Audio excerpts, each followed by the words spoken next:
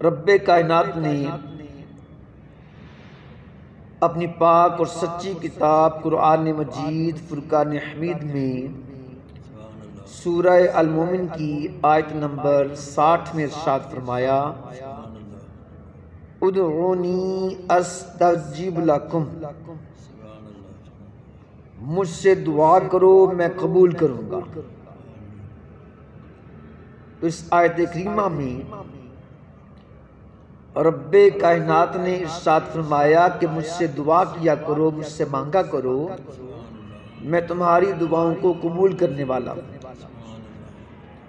تو اللہ رب العزت کی بارگاہ میں دعا کرنے کی بڑی اہمیت ہے۔ ہر وقت رب کائنات کی بارگاہ میں دعا گو رہنا چاہیے، کیونکہ اللہ کی بارگاہ میں دعا کرنا یہ میرے آقا صلی اللہ علیہ وآلہ وسلم کی سنت بھی ہے، کیونکہ میرے آقا صلی اللہ علیہ وآلہ وسلم اکثر اوقات اللہ کی بارگاہ میں دعا مانگا کرتے تھے۔ تو دعا مانگنے میں اتباع سنت ہے۔ حدیث پاک میں آتا ہے، ترمذی شریف کی حدیث پاک ہے، میرے آقا صلی اللہ علیہ وآلہ وسلم نے ارشاد فرمایا، الدعاء مخ العبادہ، دعا عبادت کا مغز ہے۔ تو اس لیے ہمیں اللہ رب العزت کی بارگاہ میں دعا کرتے رہنا چاہیے، کیونکہ دعا کرنے کی بڑی فضیلتیں ہیں۔ المستدرک للحاکم کی حدیث پاک ہے، مکی مدنی آقا صلی اللہ علیہ وآلہ وسلم نے ارشاد فرمایا، آسمان سے بلا اترتی ہے، بلا یعنی مصیبت، اور جو بندہ اللہ کی بارگاہ میں دعا کرنے والا ہے تو اس کی دعا جا کر اس بلا سے ملتی ہے، اس مصیبت سے ملتی ہے۔ اب وہ بلا اور دعا آپس میں جھگڑتے ہیں اور قیامت تک وہ آپس میں جھگڑتے ہی رہتے ہیں، اور وہ بلا اور مصیبت وہ بندے کی طرف نہیں آتی۔ تو اگر بندہ اللہ کی بارگاہ میں دعا کرنے والا ہے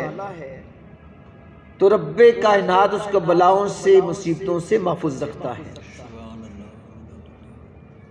تنبیہ الغافلین میں ایک حدیث پاک ہے، حضرت سیدنا ابو ذر غفاری رضی اللہ تعالیٰ عنہ ارشاد فرماتے ہیں کہ عبادات میں دعا کرو، کیونکہ عبادات میں دعا کی وہی حیثیت ہے جو کھانے میں نمک کی۔ تو جہاں ہم اللہ کی بارگاہ میں سر سجدے میں جھکاتے ہیں، عبادت کرتے ہیں، وہاں ہمیں چاہیے کہ اللہ کی بارگاہ میں ہاتھ اٹھا کر دعا بھی کیا کریں، کیونکہ دعا کی حیثیت وہی ہے جو کھانے میں نمک کی ہوتی ہے۔ اب دیکھیں کہ آپ نے لاکھ اعلیٰ قسم کا کھانا بنایا ہے، مہنگے مہنگے آپ نے اس کے اندر لوازمات ڈالے ہیں، خرچہ کیا ہے، لیکن اگر اس کے اندر نمک نہ ڈالیں تو کھانے میں کوئی ٹیسٹ نہیں آئے گا۔ اسی طرح اگر بندہ اللہ کی بارگاہ میں لاکھ اپنا سر سجدے میں جھکانے والا ہے، عبادت کرنے والا ہے، لیکن وہ اللہ کی بارگاہ میں دعا نہیں کرنے والا تو اس کی عبادت میں وہ ٹیسٹ نہیں آئے گا۔ اس لیے اللہ کی بارگاہ میں دعا بھی کریں اور عبادت بھی اللہ کی بارگاہ میں ضرور کریں۔ مستدرک للحاکم کی حدیث پاک ہے، میرے آقا صلی اللہ علیہ وآلہ وسلم ارشاد فرماتے ہیں، جو مسلمان اللہ کی بارگاہ میں ایسی دعا کرے جس میں کوئی گناہ نہ ہو اور قطع رحمی یعنی کہ رشتہ داروں کے ساتھ تعلق توڑنے کے بارے میں وہ اللہ کی بارگاہ میں دعا نہ کرے نہ گناہ کی دعا کرے، نہ رشتہ داروں کے ساتھ تعلق توڑنے کی دعا کرے، تو اللہ تعالیٰ اس کو 3 چیزوں میں سے ایک چیز ضرور عطا فرماتا ہے۔ نمبر 1،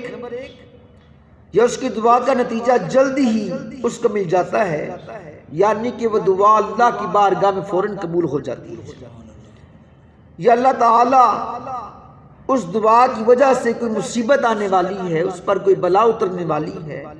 کوئی پریشانی آنے والی ہے، تو اللہ رب العزت اس دعا کے صدقے اس بلا کو، مصیبت کو، پریشانی کو دور کر دیتا ہے۔ یا اگر اس بندے نے دعا کی، وہ دعا فوراً قبول نہ ہوئی،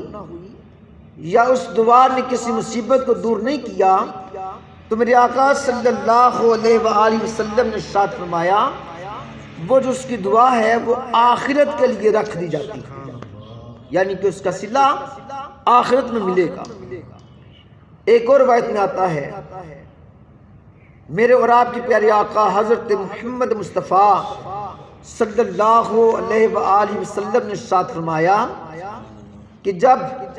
شخص بروز قیامت یہ دیکھے گا کہ اللہ کی بارگاہ میں میں نے جو دعائیں کی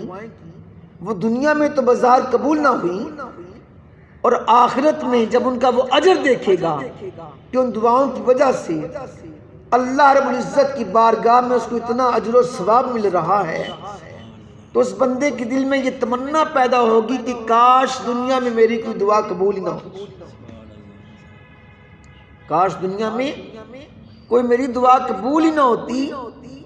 کیونکہ ان دعاؤں کی وجہ سے جو اللہ کی بارگاہ میں دنیا میں قبول نہ ہوئی، آخرت میں مجھے ان کا اتنا اجر و ثواب مل رہا ہے، اتنی بھلائی مل رہی ہے، تو کاش دنیا میں میری کوئی دعا قبول نہ ہوتی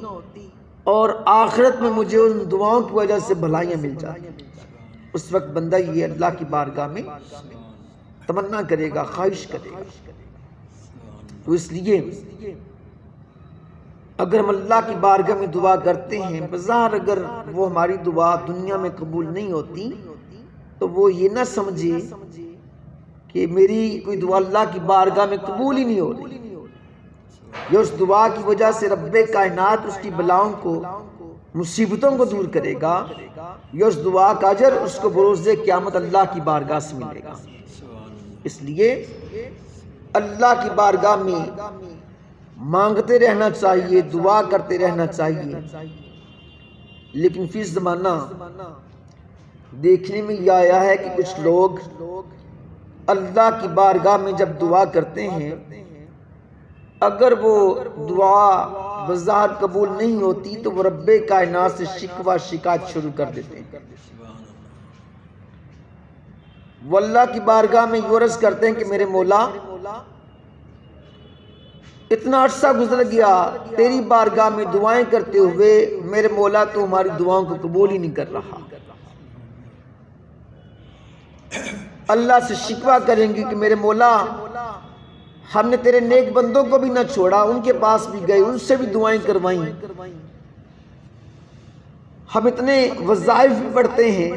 تیرا ذکر بھی کرتے ہیں، ہم فلاں مزار پر بھی گئے،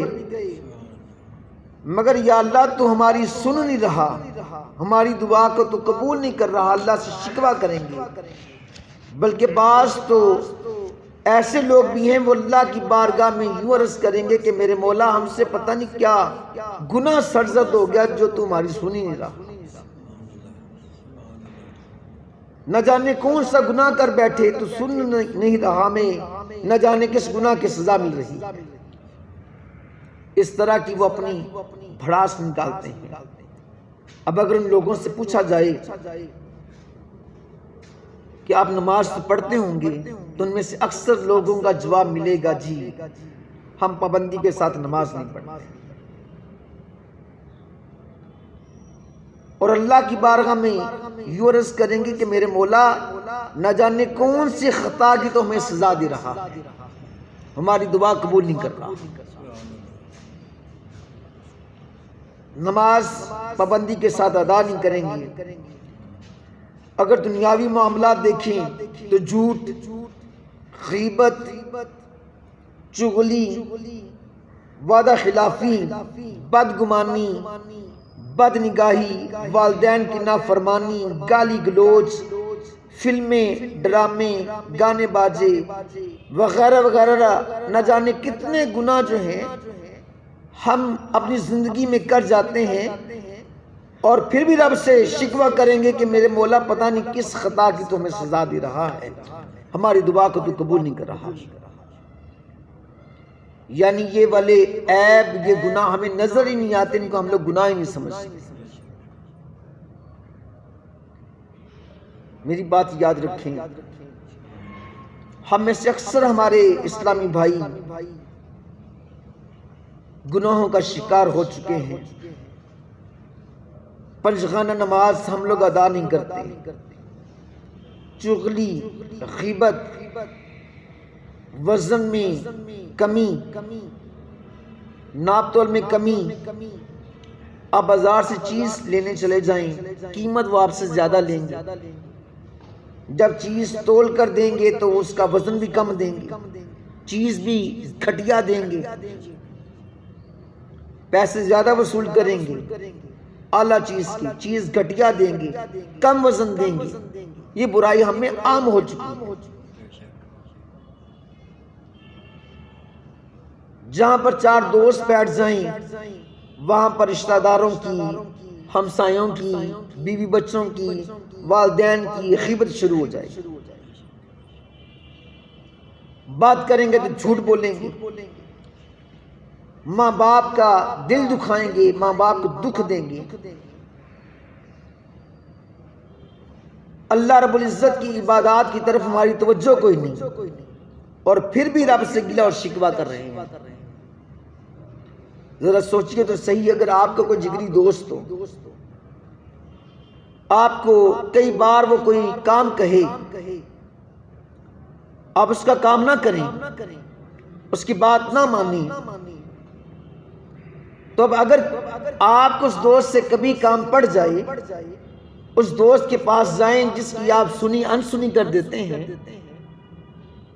اس کا کام کبھی آپ نے کیا نہیں، اب اپنا کام لے کر اس کے پاس جائیں گے تو وہ کیا آپ کی بات سنیں گا؟ لیکن رب کائنات کو دیکھیے، ساری زندگی گناہوں میں گزر رہی ہے، رب کی نافرمانیاں کر رہے ہیں، پنجگانہ نماز ادا نہیں کرتے، اپنا رہن سہن، اٹھنا بیٹھنا، کھانا پینا ہم نے انگریزی طریقہ اپنایا ہوا ہے، جو طریقہ ہمارے آقا ہمیں بتا کر گئے اس طریقے پر عمل نہیں کرتے۔ ہمارا کھانے کا انداز انگریزوں جیسا، ہمارا پہننے کا انداز انگریزوں جیسا، ہماری گفتگو کا انداز انگریزوں جیسا، جو جتنی زیادہ انگریزی بولے گا لوگ کہیں گے یار یہ تو بڑا پڑھا لکھا ہے۔ انگریزی بولنا کوئی بری بات نہیں، سیکھنی چاہیے، ضروری ہے۔ کسی غیر مسلم کو، انگریز کو اگر آپ نے اپنا موقف بتانا ہے، دین کی باتیں سمجھانی ہیں، تو آپ کو انگریزی بولنی آنی چاہیے، سیکھنی چاہیے۔ انگریزی سیکھو لیکن اپنا انداز انگریزوں جیسا نہ اپناؤ، اپنا رہن سہن، اٹھنا بیٹھنا، کھانا پینا، سونا جاگنا، میرے آقا صلی اللہ علیہ وآلہ وسلم نے زندگی کا کوئی بھی پہلو ہمارے لیے تشنا نہیں چھوڑا۔ میرے آقا ہمیں ہر چیز سکھا کر گئے ہیں۔ اب ایک دوست آپ اس کا کام نہیں کرتے، بار بار آپ کو وہ کوئی کام کہتا ہے، آپ انکار کر دیتے ہیں یا ٹال مٹول سے کام لیتے ہیں، اب جب آپ کو کوئی کام پڑ جائے اس کے پاس جائیں گے تو وہ آپ کی بات بھی نہیں سنے گا، آپ سے تعلق ختم کر لے گا۔ اگر کوئی آپ کو بینیفٹ دے رہا ہے، کوئی فائدہ دے رہا ہے، اس فائدے کو وہ ختم کر دے گا۔ لیکن رب کائنات کو دیکھیے کہ رب کی نافرمانی بھی کر رہے ہیں۔ صبح کے وقت جب اذان ہوتی ہے،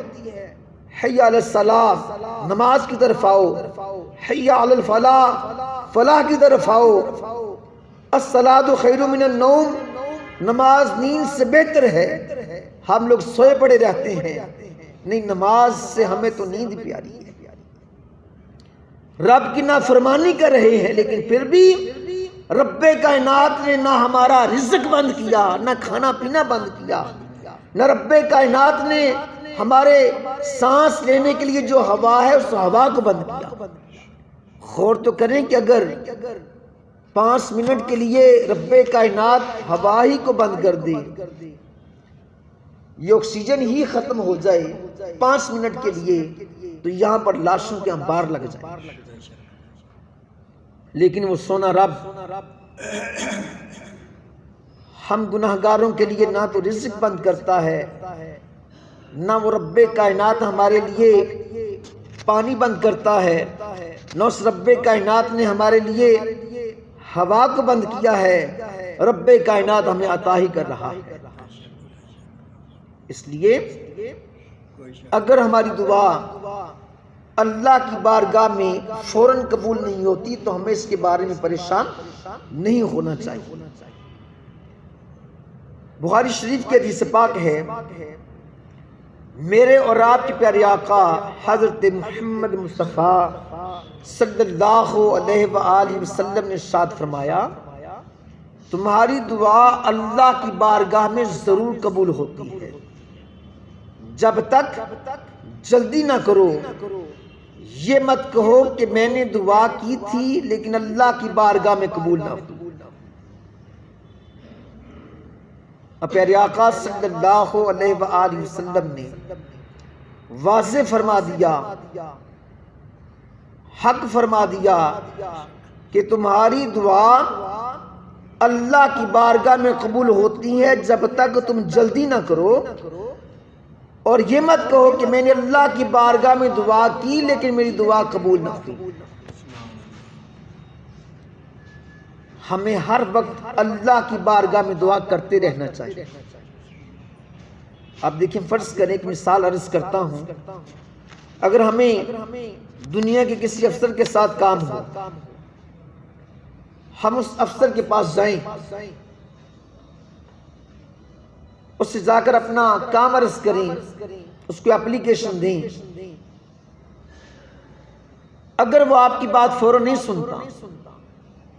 تو کیا آپ اس سے گلہ شکوہ شروع کر دیں؟ کئی سرکاری کام ایسے ہیں، بندے کو اپنے جائز کام کے لیے کئی سال گزر جاتے ہیں دفتروں کا چکر لگاتے ہوئے، لیکن اس کے کام نہیں ہوتے۔ ہماری عدالتوں کا نظام دیکھ لیں، بندہ حق پر ہوتا ہے، زندگیاں گزر جاتی ہیں لیکن اس کو انصاف نہیں ملتا۔ کیا وہ جج سے شکوہ شکایت کرنا شروع ہو جائے گا؟ زندگیاں گزر جاتی ہیں، کام نہیں ہوتا، انصاف نہیں ملتا، لیکن وہ شکوے شکایت نہیں کرتا۔ لیکن رب کائنات کی جس کی ہم لوگ نافرمانیاں کر رہے ہیں، رب کو ناراض کر رہے ہیں، ایسے کام کرتے ہیں جس سے ہمارا رب ہم سے ناراض ہو جائے، رب کی نافرمانیاں کرتے ہیں، اور دعا کریں، اگر دعا کی قبولیت میں دیر ہو جائے تو پھر کیا ہمیں رب سے گلہ شکوہ کرنا چاہیے؟ اور واضح میرے آقا صلی اللہ علیہ وآلہ وسلم نے حدیث پاک میں فرما دیا کہ اللہ کی بارگاہ میں تم جو بھی جائز دعا کرو گے، گناہ کی دعا نہ کرنا، رشتہ داروں سے تعلق توڑنے والی دعا نہ کرنا، جو بھی اللہ کی بارگاہ میں تم جائز دعا کرو گے،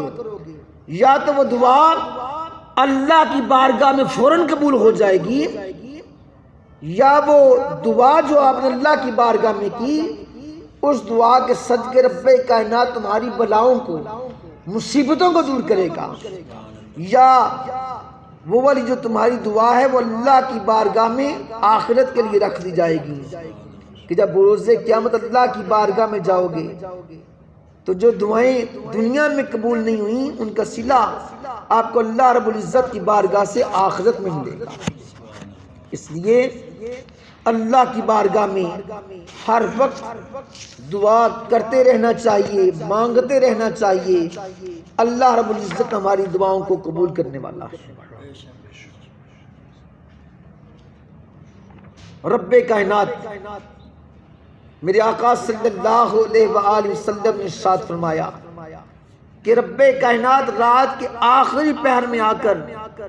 خود فرماتا ہے کہ ہے کوئی مجھ سے بخشش مانگنے والا، آئے میری بارگاہ میں مجھ سے بخشش کا سوال کرے، میں اس کو بخش دوں۔ ہے کوئی اولاد کا طلبگار، آئے میری بارگاہ میں مجھ سے دعا کرے، میں اس کو اولاد دے دوں۔ ہے کوئی سکھ کی دولت مانگنے والا، آئے میری بارگاہ میں مجھ سے سکھ کی دولت مانگے، میں اس کو عطا کروں۔ ہے کوئی روزگار مانگنے والا، رزق مانگنے والا، آئے میری بارگاہ میں مجھ سے دعا کرے، میں اس کو رزق عطا کر دوں۔ اللہ رب العزت کی رحمتوں کی بارش تو چھما چھم برستی ہے، لیکن وہ لمحات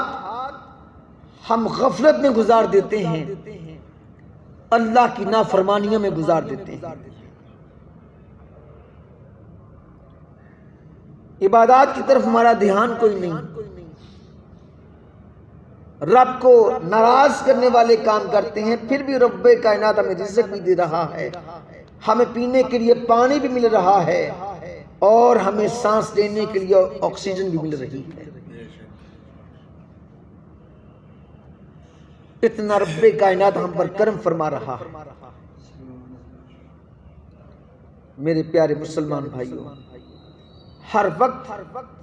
اللہ رب العزت کی بارگاہ میں دعا کرتے رہنا چاہیے، مانگتے رہنا چاہیے۔ اللہ تعالیٰ نے قرآن مجید فرقان حمید میں سورہ بقرہ میں ارشاد فرمایا، اجیبوا دعوت الداعی اذا دعان، میں دعا مانگنے والے کی دعا کو قبول کرتا ہوں جب وہ میری بارگاہ میں دعا کرے۔